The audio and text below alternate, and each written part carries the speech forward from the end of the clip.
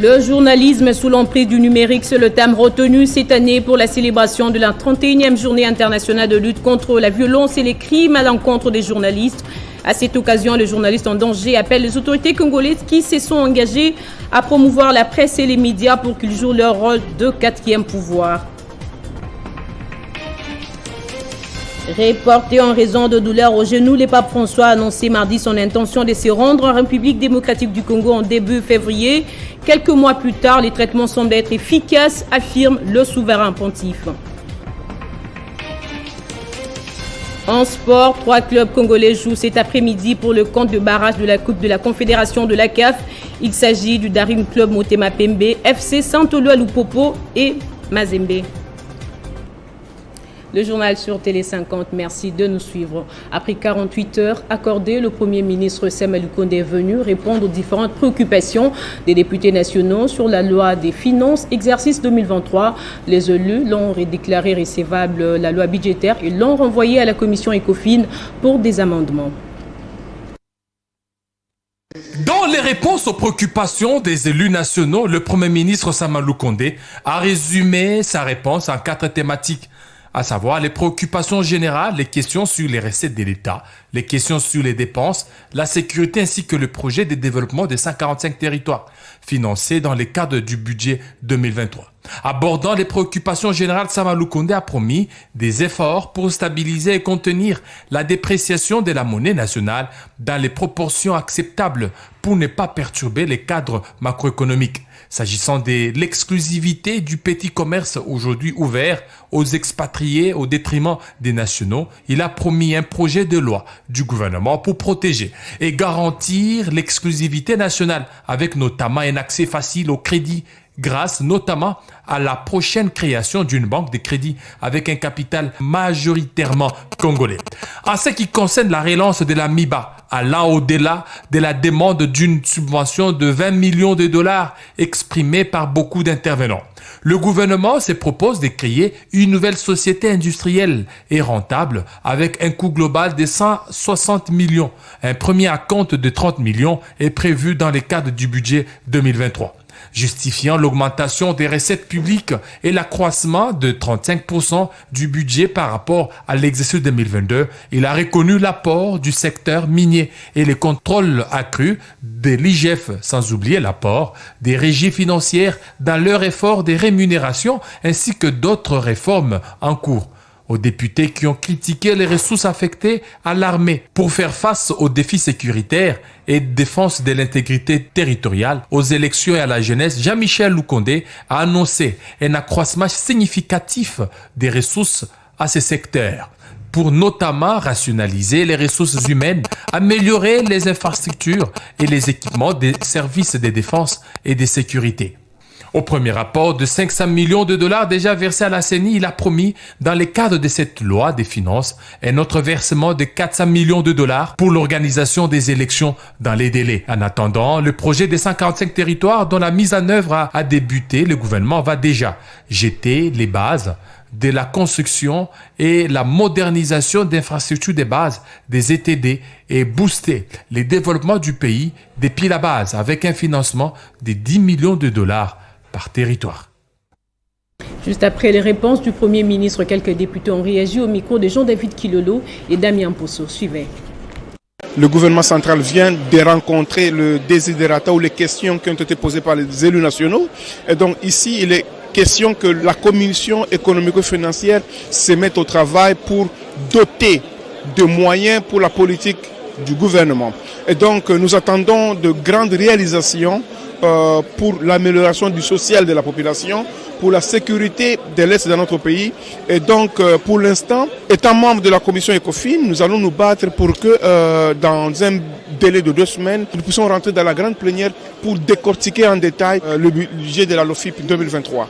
C'est pour la première fois que la République vient d'atteindre un budget, disons, et une proposition de budget de 14 milliards. Donc c'est quand même une prouesse. Et puis je félicite quand même le Premier ministre parce que d'abord, il dépose son budget à temps et puis 2, il le défend avec véhémence, avec conviction. Donc, je suis très impressionné. Nous espérons que cette fois-ci, le gouvernement va satisfaire les besoins de la population. Comme a demandé le chef de l'État, suivant même le discours du Premier ministre quand il a présenté le budget, il nous a dit, nous tous, nous devons être sereins, accompagner le gouvernement, accompagner les FARDC pour que l'ennemi, on puisse les bouter dehors. Et 15 cm du territoire de la République du Congo sera prise par les rebelles. Agression de la RDC par le Rwanda, une réunion devrait être tenue instamment dans un bref délai pour examiner la question de l'insécurité dans l'est du pays, selon le communiqué signé par le président burundais, président en exercice de la communauté de l'Afrique de l'Est, Évariste Ndayishimiye. Cette réunion devra réunir les forces de défense des pays membres de l'EAC. Jean-David Kilolo.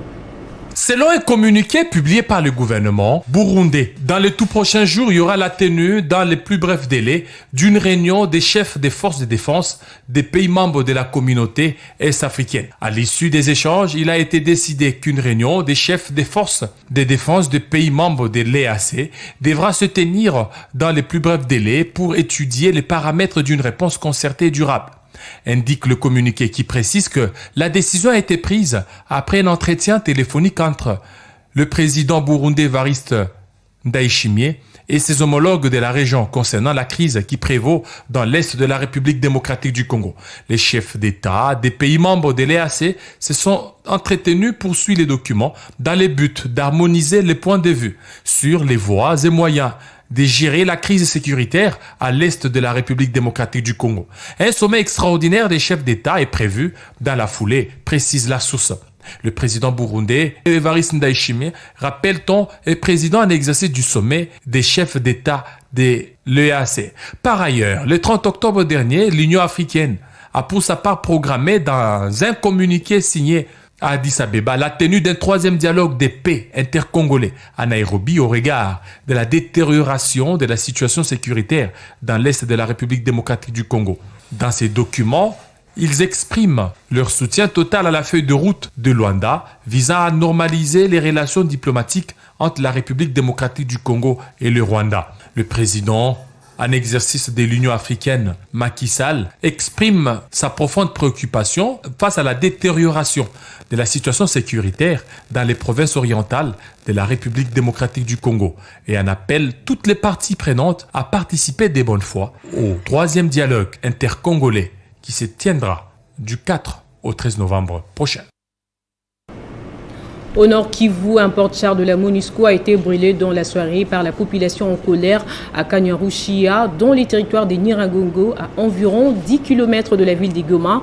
Tout est parti du refus d'un convoi des véhicules de cette force onusienne d'être fouillés par la population que les habitants ayant fui les combats entre les FARDC et les M23 se sont pris à ces véhicules, les soupçonnant de transporter des suspects. Pour s'effrayer un passage, les casques bleus de l'ONU ont tiré plusieurs coups de feu en l'air, ce qui a occasionné une panique générale au sein de la population. Pachiko Kavundama.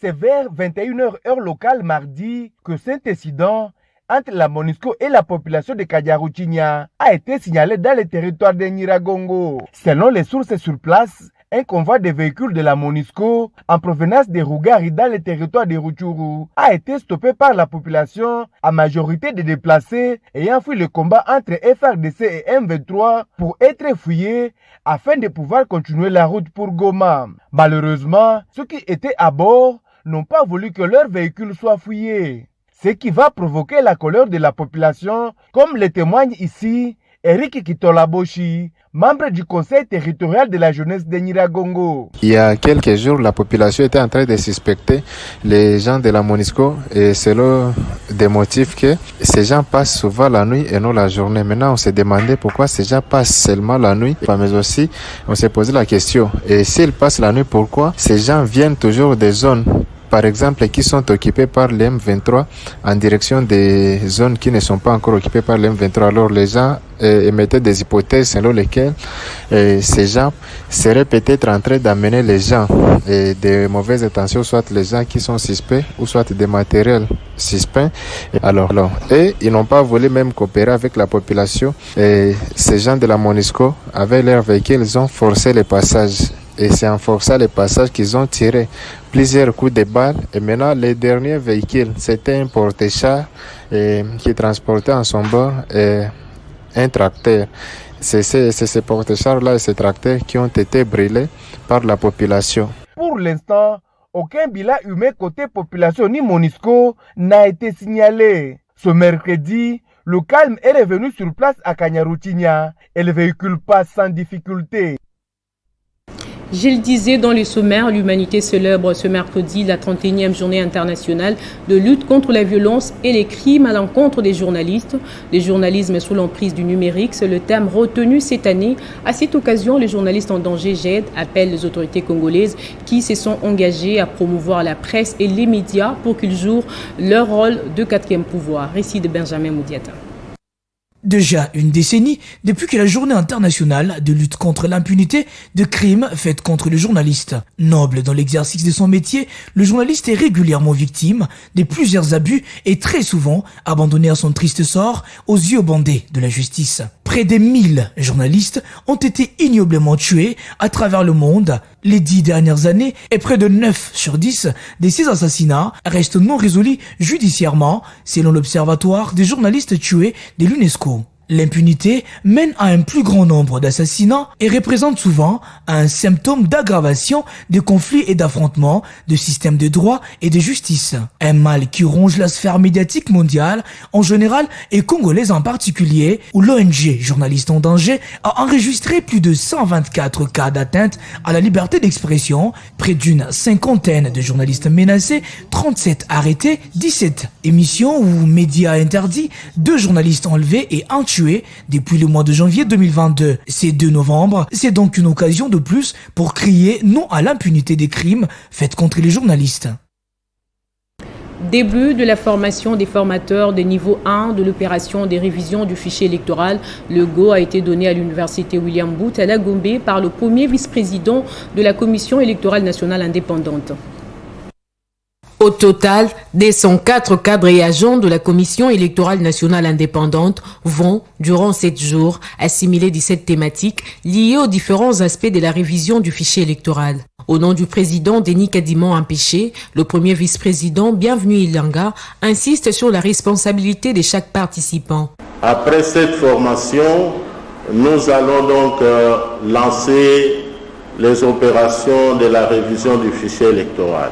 C'est une étape cruciale et très importante pour le processus. La révision du fichier électoral va déterminer les restes des étapes du processus électoral. Nous avons une grande responsabilité devant la nation, celle d'organiser les élections qui soit crédible, démocratique. Pour sa part, le rapporteur adjoint Paul Mouindo, superviseur de la formation, a fixé l'assistance sur l'objectif de cette formation. On va renforcer vos capacités afin que vous soyez capables d'être des formateurs qui sont mieux outillés en andragogie. Vous devez également, au finish, savoir mieux manipuler les kits d'enrôlement. Vous savez, cela a été changé et nous avons un nouveau kit d'enrôlement. Vous devez être capable également de savoir manipuler les panneaux solaires, comment les installer, et même tout ce qui concerne le matériel de transmission. Par ailleurs, le secrétaire exécutif national Toto Mabikou a invité les participants à l'assiduité et à la ponctualité, signalant que 17 modules seront dispensés tels que le déroulement de l'opération de la RFE, la gestion des réclamations et contentieux, les infractions liées à la RFE ou encore les procédures liées à la RFE. Élection au Maniema, l'Assemblée provinciale demande au Conseil d'État et à la CENI de se crédibiliser en vidant le matière restée pendante pour la réorganisation de l'élection de gouverneur et son vice. Cet organe délibérant demande également au chef de l'État de s'impliquer pour barrer la route aux personnes qui appuient les chaos qui s'installent dans cette province. L'Assemblée provinciale prend acte et partage les préoccupations légitimes exprimées par les forces vives qui constitue sa base électorale. Elle prend l'engagement de tout mettre en œuvre pour répondre positivement aux recommandations formulées par la population en vue de sortir le maniement de cette grave injustice et confusion manifestement entretenue par les forces politiques obscures. L'Assemblée provinciale fustige les déclarations et prises de position dangereusement partisanes tenues notamment par certaines personnalités politiques, lesquelles par catharsis traduisent réellement leur motivation de la prise en otage du maniement à travers un pouvoir intérimaire illégitime et arrogant. L'Assemblée provinciale dénonce une démocratie à double vitesse et à géométrie variable par laquelle des intérêts occultes tiennent à tirer le maniement vers le bas, comme la seule province du pays privée du droit de se doter d'un gouverneur et d'un vice-gouverneur élu et redevable vis-à-vis de la population, invite la CENI et le Conseil d'État à se crédibiliser davantage en vidant les fonds de la question pendante. Victime d'une campagne de diabolisation irrationnelle de la part d'un groupe de prédateurs, un vibrant appel au président de la République pour son implication personnelle en vue de sauver le maniement du chaos qui s'installe durablement. Au cours d'une conférence de presse tenue mardi, le consulat des US en RDC prévient la population congolaise des risques d'immigrer au pays de l'oncle Sam en 2024 contre les éventuelles arnaques des cybercafés autour du jeu de la loterie. Par l'entremise de son attaché de presse, les US ont affirmé qu'il n'existe aucun frais d'inscription aux 10 programmes. Depuis l'ouverture de la période des candidatures, l'ambassade des États-Unis s'est efforcée de veiller à une semaine de la fin à ce que les candidats qualifiés et intéressés au DV Loterie disposent des informations précises sur le processus de remplissage du formulaire d'inscription en ligne qui est gratuit, mais également qu'ils ne soient pas victimes d'arnaques. On ne recommande pas aux gens d'aller jouer dans les cybercafés. On vous a montré un exemple tout à l'heure. Chaque citoyen est libre d'aller sur le site, de cliquer et de remplir son formulaire et de télécharger sa photo. C'est ça le moyen de contourner l'arnaque. Si vous remplissez le formulaire vous-même, vous n'allez pas payer $5. Le gouvernement américain n'a écrit nulle part qu'il vous prendra en charge, qu'il vous donnera un travail. Non. C'est une décision personnelle que vous devez analyser soigneusement. Immigrer aux États-Unis, vous devez avoir votre propre argent. Et de préciser que les passeports n'est pas exigé pour jouer à la loterie. Il n'est pas nécessaire d'avoir un passeport pour jouer dans le loterie. Donc il faut avoir un passeport après vous gagnez pour avoir un visa. Il faut noter que les États-Unis disponibilisent 55 000 visas chaque année dans le monde depuis 1995 par loterie, conformément à la loi sur l'immigration de 1990. Les résultats sont donc attendus au mois de mai. L'Agence congolaise de l'environnement tient à son nouveau laboratoire depuis hier. Cette infrastructure permettra la bonne surveillance environnementale. C'est la vice-premier ministre de l'Environnement, F. Bazaïba, qui a procédé à son inauguration. L'Agence congolaise de l'environnement a inauguré ce mardi, en présence du ministre de tutelle, son nouveau laboratoire de surveillance environnementale. Puisque si nous ne faisons pas ces analyses sur le terrain... Les responsables de l'institution affirment que cet outil est plus que nécessaire après l'opérationnalisation de l'agence. Avec son acquisition, l'ACE entre dans une phase un peu plus concrète qu'auparavant. Je demande tout simplement à tous ceux qui travaillent, à tous les agents qui travaillent avec vous, que ce soit ici à Kinshasa ou ceux qui sont parsemés à travers les différentes provinces où se trouve l'ACE, de gérer ça en bon père de famille. Parce que c'est important, les hommes et les femmes passent, mais les institutions restent.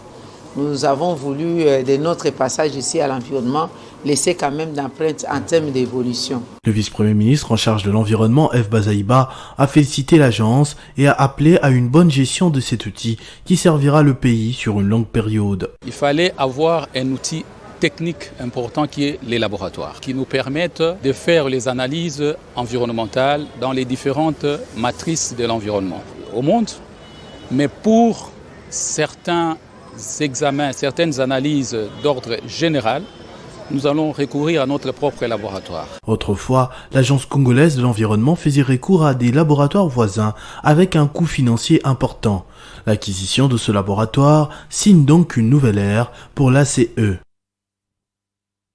En religion, le pape François compte se rendre en République démocratique du Congo et au Soudan du Sud au mois de février de l'année prochaine.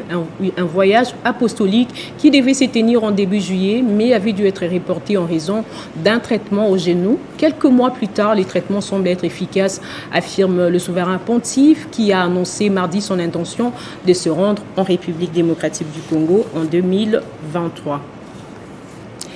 Dans l'actualité également, le président sortant du Brésil s'est exprimé mardi 1er novembre pour la première fois depuis l'annonce de sa défaite face à Lula au second tour de la présidentielle du dimanche 30 octobre. Jair Bolsonaro promet de respecter la Constitution. En sport, 3 clubs congolais jouent cet après-midi pour le compte de barrage de la Coupe de la Confédération de la CAF. Les Daring Club Motema Pembe et le FC Saint-Eloi Lupopo vont débuter à l'extérieur, tandis que Mazembe va commencer à domicile face à Royal Âme d'Afrique du Sud. Le Corbeau doivent absolument s'imposer cet après-midi face au club sud-africain de Royal AMFC pour laver la fronde de l'élimination de la Ligue des Champions et se mettre dans les eaux paisibles avant la manche retour. En conférence de presse d'avant-match, Pamphile Miaillou a promis d'apporter son savoir-faire et celui de ses collaborateurs pour construire une équipe solide capable de faire la différence.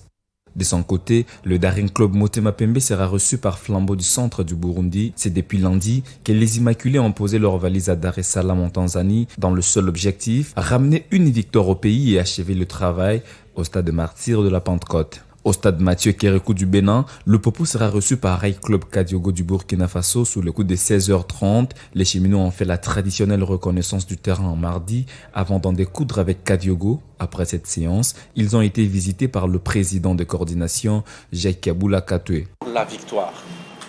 Et nous voudrions que demain, nous puissions gagner le match. Et j'étais en train de dire le pourquoi de votre qualification. Nous, je ne sais pas si vous avez le temps de consulter Facebook ou les réseaux sociaux. J'ai été voir les travaux, inspecter les travaux au stade Kibasa. Et j'ai vu comment les travaux évoluent. Nous avons commencé déjà à poser la pelouse. Et donc pratiquement dans 2 semaines, tous les travaux vont devoir se terminer. Et donc le match aller, vous le jouez au Bénin. Le match retour, vous n'allez pas les jouer à Lubumbashi, vous allez les jouer à Kinshasa. Mais dès que vous vous qualifiez au match retour, le prochain match, ça sera à Lubumbashi. Les Lumpa se méfient de cet adversaire qui a rendu la tâche difficile avec le club en Ligue des Champions, mais sont sûrs de leur capacité pour se qualifier en phase de poule. En Ligue des champions européenne, l'aventure s'arrête pour Chancel Bemba et l'Olympique de Marseille. En Ligue des champions, le club français a été surpris par Tottenham hier au stade de Vélodrome lors du match de la 6e et dernière journée. Ils avaient absolument besoin d'une victoire pour se qualifier en 8e de finale. Ils ont d'ailleurs cru la tenir en première période. Hélas, les Marseillais vont plutôt vivre un pire cauchemar au stade Vélodrome. Qu'à se rappelle des titres à présent. Le journalisme sous l'emprise du numérique, c'est le thème retenu cette année pour la célébration de la 31e journée internationale de lutte contre la violence et les crimes à l'encontre des journalistes. À cette occasion, les journalistes en danger appellent les autorités congolaises qui se sont engagées à promouvoir la presse et les médias pour qu'ils jouent leur rôle de 4e pouvoir.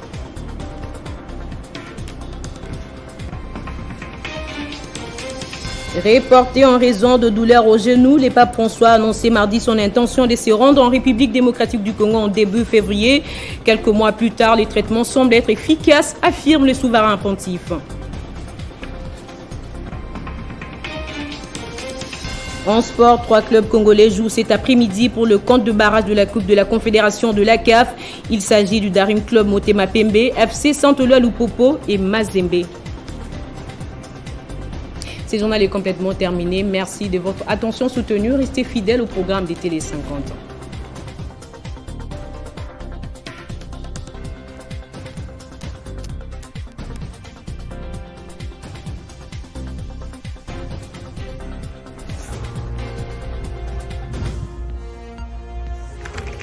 L'actualité reste en continu